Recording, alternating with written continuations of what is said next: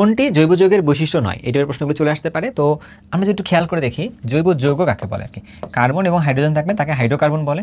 Carbon এবং হাইড্রোজেনের বাইরে ওইখানে যদি অক্সিজেন থাকে, নাইট্রোজেন থাকে, তারপর কখনো সালফার থাকতে পারে, এই জিনিসগুলো যদি থাকে বা হ্যালোজেন থাকতে পারে, এগুলো থাকলে তাকে কি বলা হয়, ওই হাইড্রোকার্বনটা জাতক বলতেছে আর কি। হাইড্রোকার্বন এবং হাইড্রোকার্বনের জাতককে জৈব যৌগ বলে। বাট এই সকল জিনিসগুলোর মধ্যে যে বন্ধনটা হয় সেটা আসলে কেমন, সেটা সমযোজী বন্ধনে তারা আবদ্ধ থাকে আর কি, তাই না? আচ্ছা, এটা যদি খেয়াল করে দেখি, ক হচ্ছে আয়নিক বন্ধন দ্বারা গঠিত আর কি। এটা কি তাদের বৈশিষ্ট্য হবে না?